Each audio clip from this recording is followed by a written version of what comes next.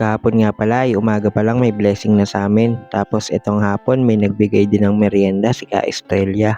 Ako si Bok, lumaking mahirap pero mataas ang pangarap. Bali umaga pa nga lang ay nagchat sa akin si Ate Jenny Lynn. At pinapunta niya nga ako dito sa kanilang pwesto sa may 4. Sa may Bamba nga pala to at dito lang sa may tabi ng bisita yung location ng tindahan nila.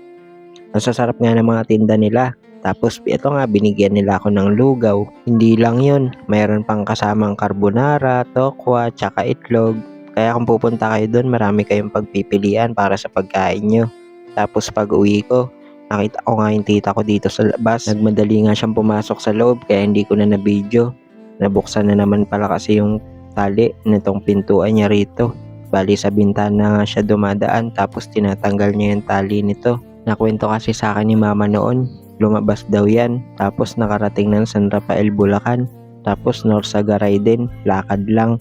Kaya ito, parang medyo nababad trip ako kasi nga iniisip ko na naman dagdag pambantayin. Pero wala talagang magagawa dahil gano'n na siya, ayun na yung kapalaran niya. Hindi nga ako mapakali dahil tinitignan ko baka mamaya lumabas nga siya ng gate. Tapos ito nga, pinag-uusapan namin ni mama. Sabi ko baka mamaya ay bigla na lang siyang batuhin dahil nakita ko nga na nakapwesto dun sa may harap ng pintuan kung saan siya malapit. Dati kasi nung hindi pa pinare-renovate itong bahay na tinitirahan namin ay sama-sama lang kami. Tapos kung ano talagang mahawakan ng tita ko ay talagang ibabalibag niya. Tapos ako noon ay muntikan ng matamaan sa ulo. Kutsilyo pa naman yung pinamukol. Mabuti na lang talaga at nakailag ako. Tapos bandang hapon nagchat nga si Kuya Mon sa akin. Daan nga daw ako sa kanila. At ito nga pala yung pwesto ng Star Foodies sa may harap ng Jesus Light Church dito sa Pulo, Bambang, Bulacan. Madami nga silang tinda rito. Merong mga manok, may chipay, may siomay, at saka chowpan. Basta marami pang iba.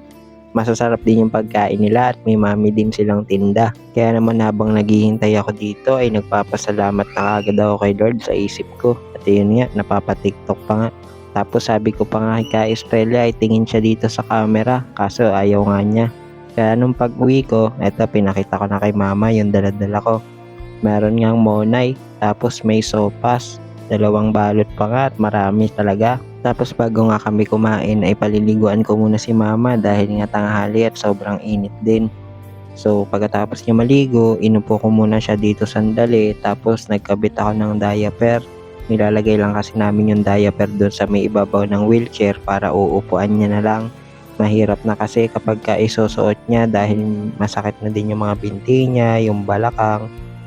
Kaya ayan, aalalayan ko siya para makatayo. Out of balance kasi siya kapag mag-isa lang siya tatayo at hindi din talaga kaya. At mabilis nga rin pala siyang hingalin. Gawa na rin nung sakit niya sa puso.